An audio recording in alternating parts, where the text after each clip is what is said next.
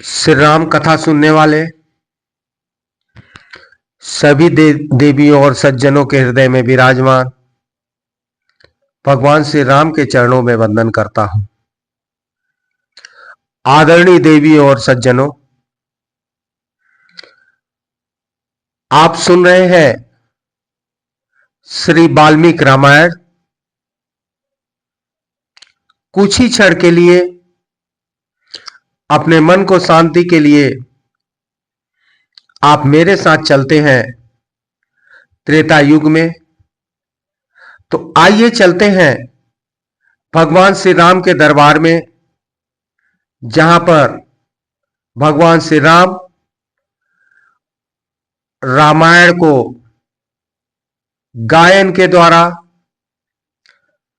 कुश और लौ से सुन रहे हैं और भगवान श्री राम को रामचरित्र गाते हुए कुश और लौ ने अभी तक जहां तक पहुंचे हैं,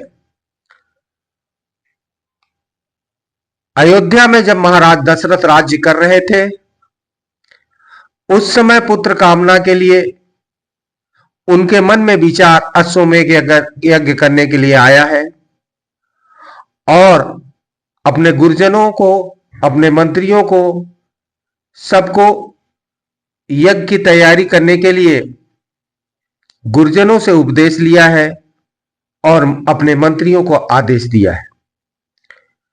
इसके बाद उनके मुख्यमंत्री जो हैं सुमंत्र जी, अकेले में ले जाकर महाराज दशरथ से बता रहे हैं कि सतयुग में सनत कुमार, भगवान सनत कुमार ने ऋषियों को बैठाकर आप जो करने जा रहे हैं इसका वर्णन कर चुके हैं, इसको मैं सुन चुका हूं। महाराज दशरथ को सुमंत्र जी समझाते हुए बताते हैं कि जो अभी ऋषि सिंह के साथ अंग देश में शांता जी रह रही हैं विवाह करके, वो पहले ही सतयुग में सनत कुमार जी सुना चुके हैं।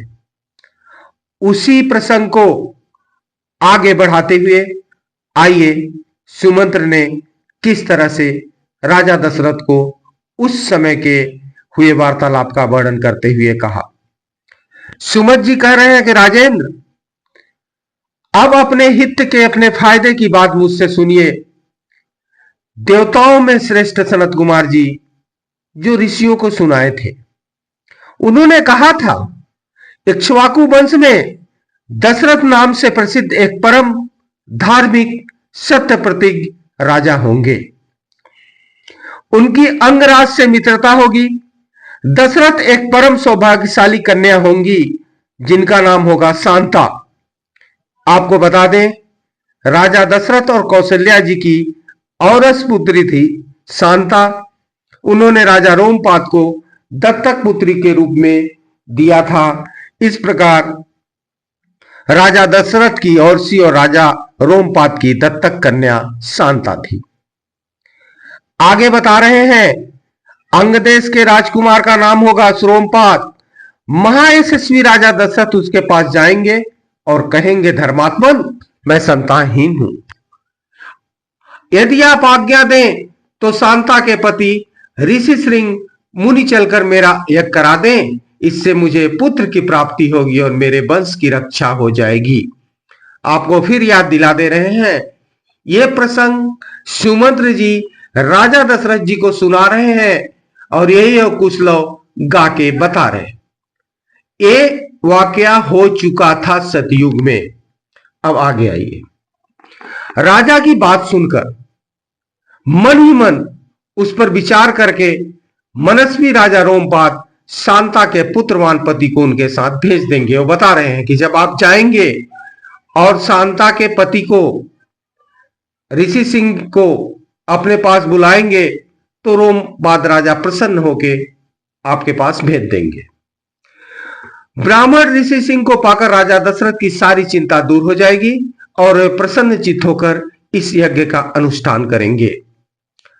यज्ञ की इच्छा रखने वाले धर्मज्ञ राजा दशरथ हाथ जोड़कर द्विज श्रेष्ठ ऋषि सिंह का यज्ञ पुत्र और स्वर्ग के लिए वरण करेंगे तथा वे प्रजापालक नरेश उन श्रेष्ठ ब्रह्मर्षि से अभिष्ट वस्तु प्राप्त कर लेंगे।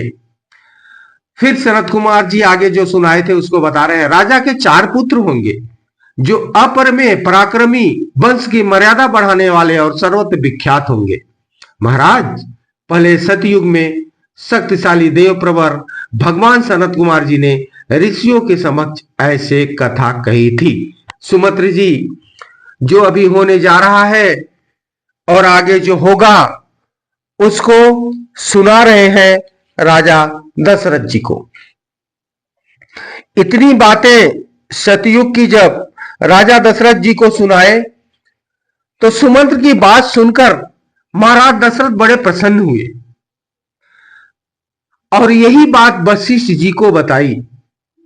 और वशिष्ठ जी की आज्ञा लेकर अपने रानियों के साथ, अपने मंत्रियों के साथ, अपने प्रजा के साथ विप्रवर ऋषि सिंह के निवास जहां कर रहे हैं उनको बनाने के लिए तैयारी करने लगे। बहुत दूर अयोध्या से उनका राज्य था। अनेक वनों और नदियों को पार करके धीरे धीरे उस देश में जा पहुंचे जहां ऋषि सिंह विराजमान थे।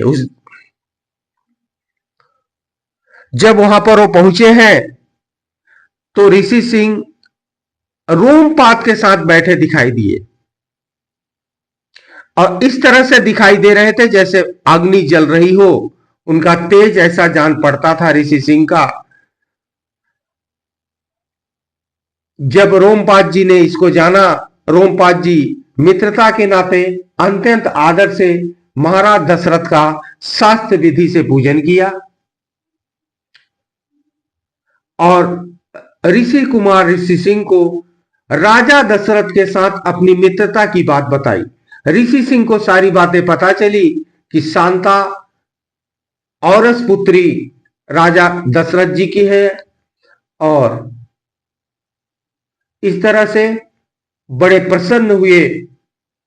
रोमपाद जी के जो जमाई थे ऋषि सिंह और 7-8 दिन तक इस तरह से राजा वहां पर रह रहे हैं। और इसके बाद 1 हफ्ता बीत जाने के बाद अंगराज से बोले कि प्रजापालक नरेश, तुम्हारी पुत्री शांता अपने पति के साथ मेरे नगर में पदार्पण करे क्योंकि वहां एक महान आवश्यक कार्य उपस्थित हुआ है। राजा रोमपाद सुने तो बहुत अच्छा कहकर बुद्धिमान महर्षि का जाना स्वीकार कर लिया। रोमपाद ने उनका जाना स्वीकार कर लिया और ऋषि सिंह से बोले, विप्रवर, आप शांता के साथ महाराज दशरथ के वहां जाइए। राजा की आज्ञा पाकर उन ऋषि पुत्र ने तथावस्तु कहकर राजा दशरथ को अपने चलने की स्वीकृति दे दी। अब ऋषि सिंह आने के लिए अपनी स्वीकृति दे चुके हैं। राजा रोमपाद की अनुमति ले ऋषि सिंह ने पत्नी के साथ वहां से वो चल दिए। उस समय राजा रोमपाद दशरथ जी एक दूसरे से हाथ जोड़कर स्नेहपूर्ण छाती से अभिनंदन किया। फिर मित्र से विदा होकर रघुकुल नंदन दशरथ वहां से वापस आने लगे और इसके पहले अपने पूर्ववासियों को बोल चुके कि आप लोग अपने दूतों को बोले कि जाइए नगर को सुसज्जित कर दीजिए, सजा दीजिए, सभी तरह का वहां पर धूप अगरबत्ती जला दीजिए। मतलब अपने नगर को पूरी तरह से स्वच्छ सुंदर पानी छिड़क के, इत्र छिड़क के, जिसमें ऋषि सिंह जाए और उनको परम आनंद का अनुभव हो।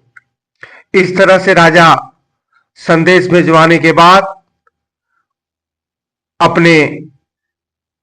अपनी बेटी शांता और ऋषि श्रृंग के साथ वहां पर जब पहुंचे अयोध्या में, तो उनका बहुत तरह से स्वागत शंख और दुदुम्बी बाजा गाजा के साथ हुआ और अपने नगर में प्रवेश कर गए।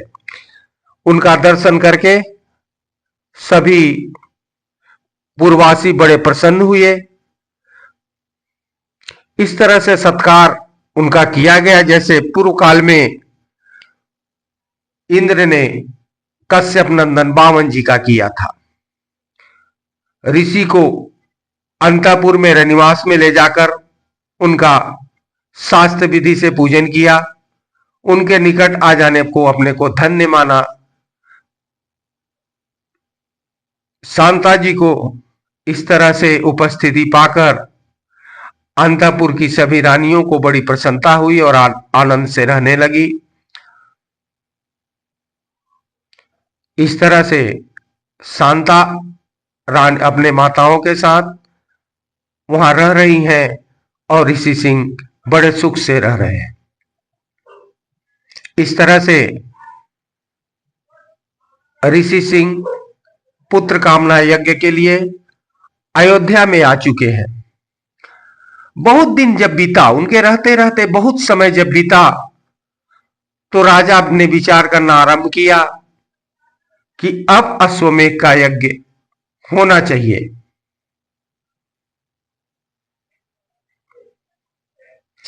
और ऋषि सिंह को मस्तक झुकाकर प्रणाम किया और वंश परंपरा की रक्षा के लिए पुत्र प्राप्ति से निमित्त यज्ञ कराने के उद्देश्य से उनका वर्ण किया।